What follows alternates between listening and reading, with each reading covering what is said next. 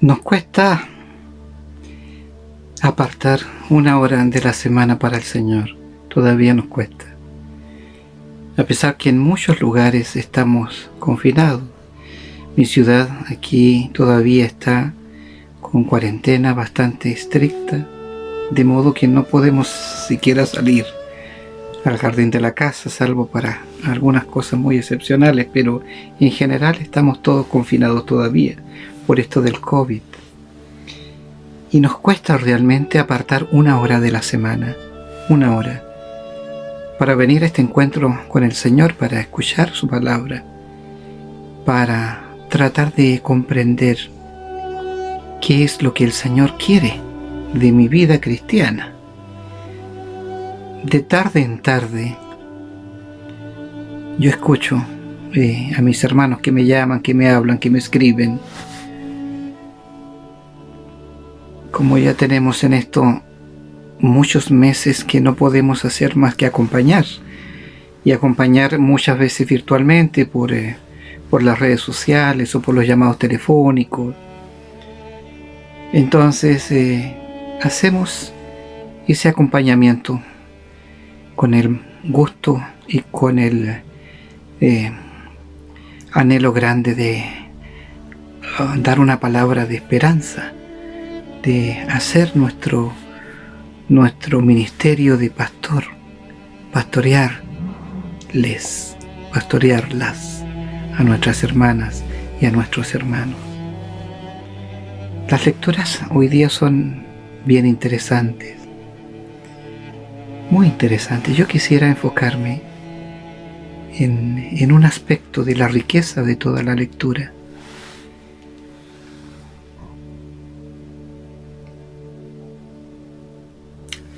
Muchas veces vamos nosotros a una Eucaristía, ¿cierto? Vamos a oír a una predicación, vamos a oír un mensaje, vamos a oír un sermón, vamos a oír una homilía de algún pastor, de algún padre, sacerdote, diácono u obispo que nos parece interesante. Y cuando ya estamos en eso, muchas de las veces que estamos allí, nos da la impresión a nosotros que no tuvieran esas palabras poder, que fueran como un discurso, ¿cierto? Como aquellos discursos que se hacen escritos y uno los lee con algún énfasis, cuidando las comas y cuidando los puntos seguidos y los puntos aparte.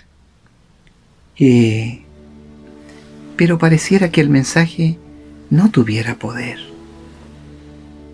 ¿Y cómo hacer? ¿Por qué pasa eso? Que en ocasiones yo estoy predicando desde la palabra del Señor, pero la predicación, el mensaje, la homilía que yo estoy entregando, pareciera que no tuviera poder. Son como palabras así, que tratan de ser más o menos, llevar un hilo conductor, un lineamiento, un algo, pero en sí mismo esa predicación es como si no tuviera poder, es como si no llegara al corazón de cada uno o de cada una de las personas que está escuchando. Yo siempre le digo al Señor, Señor, dame una palabra, pero no cualquier palabra. Dame una palabra para mis hermanos que me escuchan, para mis hermanos que me están viendo, pero que aunque sea una pequeña palabra, que esta palabra, Señor, tenga poder, y que esta palabra con poder que es tuya, la pongas en mis labios, para que tu palabra, Señor, pueda llegar al corazón de cada uno de los que está allí mirando, escuchando, oyéndote. Y esa palabra con poder la otorga es el Espíritu Santo del Señor que todos nosotros tenemos. Yo quisiera referirme a un punto. Unos hermanos me abordaron hace un par de días y me decía, ¿cómo esto, obispo? Que nosotros, ¿cómo adelantamos entonces? ¿Cómo vamos creciendo en el amor cómo vamos creciendo en la fe, cómo vamos creciendo en la esperanza. Entonces yo le decía, pero esto tiene que ver con la actitud de un discípulo. Nosotros somos discípulos de Jesús. Somos discípulos del camino, como aquellos dos que iban en el camino de Emaús, hablando de la vida, hablando de los acontecimientos, y viene el Señor Jesús en medio de ellos y les acompaña en el camino. Y ellos les decía, explícanos, a ver. Esa es una actitud de discípulo, y eso es lo que nosotros hemos estado tratando de hacer desde que empezó esta pandemia, de estar domingo a domingo acompañándolos a cada uno de ustedes y entregándole un tipo de vitamina para el corazón y para el alma, para el espíritu. ¿Cómo nosotros podemos mejorar nuestra forma de ser cristiano?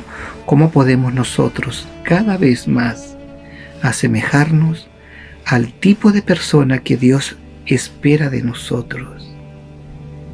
Entonces, en las leyes civiles, en las leyes de cada país, tiene esta ley un propósito. La ley de tránsito tiene un propósito, ¿cierto? Que no anden todos los carros, todos los automóviles chocando o atropellando o arrollando a la gente, a las personas. Entonces por eso hay un código de leyes que nos va regulando. La ley del tránsito, la ley sobre la salud o la sanidad, etcétera, etcétera. Todo en cada país tiene un código de leyes. Y aquí en el reino del Señor también hay unas leyes, que son las leyes espirituales. Y cada una de estas leyes hemos ido aprendiéndola poco a poco, domingo a domingo. En cada Eucaristía estamos precisamente eso, instruyéndonos para poder ser buenos discípulos del Señor. Hoy día en las lecturas, que son maravillosas, están todas unidas, una con otra. Y nos está hablando entonces de esto que es tan fácil para nosotros descubrir: los pecados ajenos, las faltas ajenas, no las mías, no las propias tuyas, las de los demás. Porque esas son las primeras que nosotros nos ocupamos de aprender, de mirar, de escudriñar y de denunciar. La tal, el tal, esos tales o esos cuales.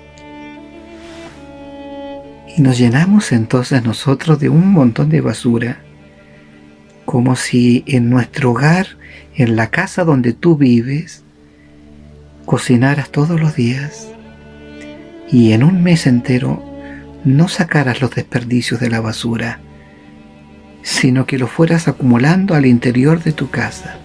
Entonces, pues en el interior de tu casa no habría buen olor, y muy posiblemente estaría eso infectado de ratas, de moscas, cucarachas y cuánta cantidad de gusanitos estos que se van en la descomposición de la carne, en fin, de muchas bacterias, etcétera.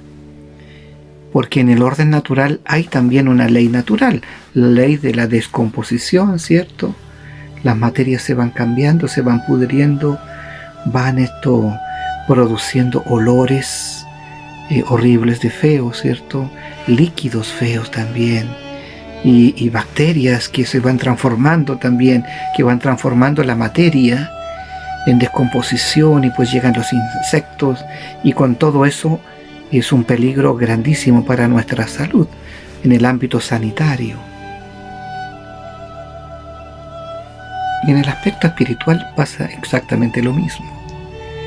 Nosotros, cada vez que nos vamos fijando en el pecado, en la falta, en la dificultad o en la pobreza espiritual ajena, es como si empezáramos nosotros a llenarnos dentro de nuestro cuerpo espiritual, dentro de nuestra vida espiritual, de basura. Y acumulamos esa basura por meses, por años, por décadas, ocupándonos de lo que no aprovecha, es decir, ocupándonos de los pecados ajenos. Entonces, ¿cómo nos está proponiendo la Escritura? El Antiguo Testamento, el profeta Ezequiel, ¿cómo nos dice San Pablo? ¿Cómo nos está diciendo el Evangelio de Mateo? Que hay que estar mirando. Pero, claro, uno puede no ocultar, ¿cierto? Cuando uno en un accidente perdió 3 dedos. Yo no puedo ocultar que me faltan 3 dedos porque todo el mundo se da cuenta que tuve una amputación de mis sortejos, ¿cierto? De mis dedos y ya no los tengo. Es algo público. Hay pecados que son públicos, que todo el mundo se da cuenta. Y hay otros que están ocultos porque cada uno sabe pues lo malo que ha hecho o lo duro que le ha sido vivir la vida, en fin. Pero entonces, ¿cuál es o cuál debe ser mi actitud cuando hay pecado alrededor mío? Lo primero que nos enseña la Escritura es que el pecado ajeno es ajeno y no es tuyo ni es mío. Todos nosotros vamos a rendir cuentas al Señor, cada uno de nosotros, en forma individual. No va a agrupar al Señor aquí, vengan estos 15 que tienen el pecado 44 por este lado y los 386 vengan por el lado del pecado 73 que viene en esta fila. No es así. El Señor nos va a juzgar a nosotros de una forma distinta. Aquí el apóstol nos dice que vamos a ser juzgados es por el amor. El que ama, dice San Pablo en la lectura de hoy día, ha cumplido toda la ley y los profetas. No amar es pecar, no amar. El Señor dice, nos ha dado autoridad. A todo cristiano le ha dado autoridad, sí, pero a sus ministros también, una autoridad distinta. ¿Por qué ha dado el Señor una autoridad distinta o diferente a los ministros? Porque así a Él le ha gustado, al Padre desde la eternidad, en elegir, en llamar a algunos de nosotros tan pecadores, tan limitados, tan pobres, de tantas pobrezas interiores, de tantas faltas interiores, de tanta ausencia de bondad. Y sin embargo, Él ha llamado y nos ha llamado, me ha llamado, junto con todos ustedes, a un tipo de servicio, a un tipo de ministerio, para acompañarles, para declararles el amor del Señor, pero para también hacerles ver cuáles son los caminos por los cuales debemos transitar, como buen pastor que cuida las ovejas, y en cuáles caminos o en cuáles quebradas no hay que pasar, no hay que mirar, ni siquiera mirar el paisaje. De esta forma, entonces, a los ministros se les ha dado esa autoridad para corregir. Varios de ustedes que usualmente, ¿cierto?, charlan, dialogan, estudian, oran conmigo, ya se habrán dado cuenta también las veces cuando no está muy alegre el obispo y cuando está más bien enojado el obispo y cuando le está diciendo a usted 1, 2 y 3 y 4 veces que por ese camino no va. Y usted ahí como que se siente como que incómodo porque el obispo le dice que no, porque tiene que ser como usted dice y no como yo quiero.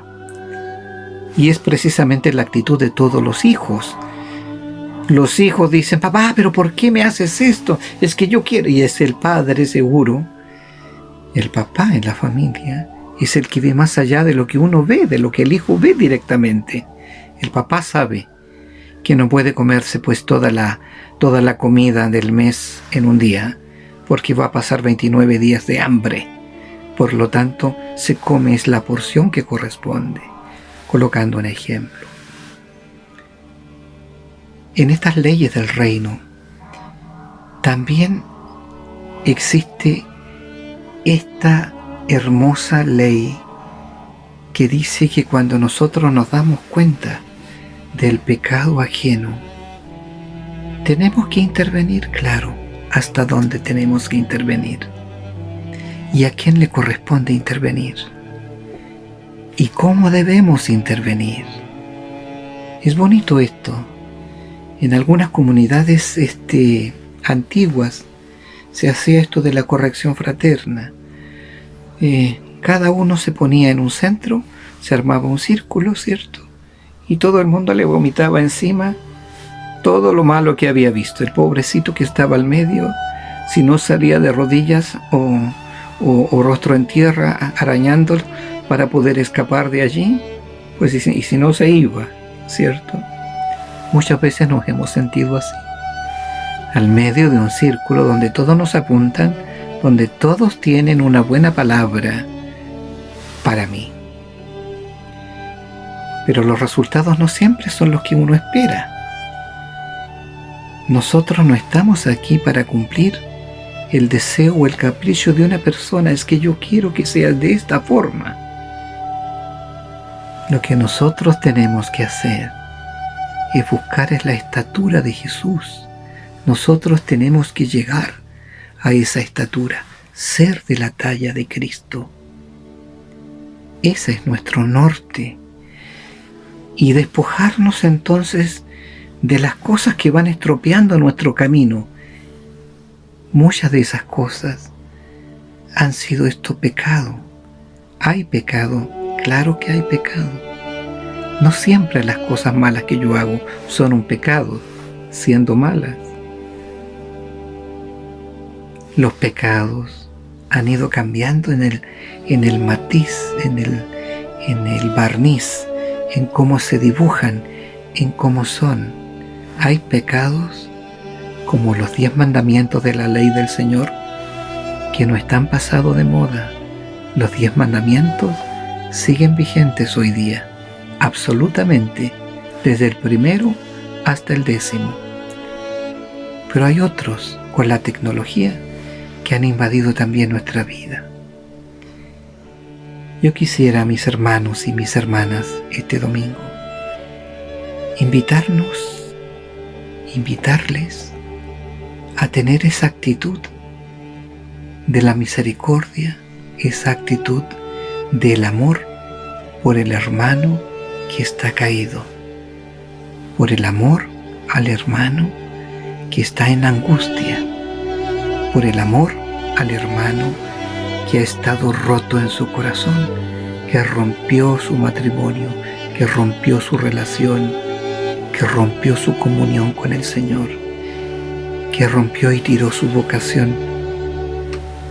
Con todos esos hermanos que caminan con nosotros, vamos a tener una actitud como la que Jesús quiere, una actitud de amor, una actitud de respeto, una actitud de acompañar más que de hablar y más que apuntar con el dedo.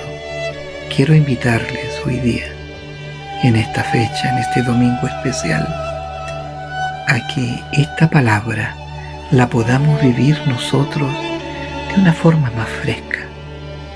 Entrégate una palabra durante esta semana a tu hermano, a tu hermana, que no lo está pasando bien, que se siente así, angustiado, atribulado, solo, dolido, quebrado, que se siente pecador. Y si tu palabra es capaz más que de condenar, de acompañar, de decirle que Jesús lo ama, que el Señor nos da 1.000.000 de oportunidades y esta hoy día es una nueva más, una nueva oportunidad para retomar y para recobrar el amor que Dios me tiene y el amor que yo le debo a Él. Vamos a orar juntos.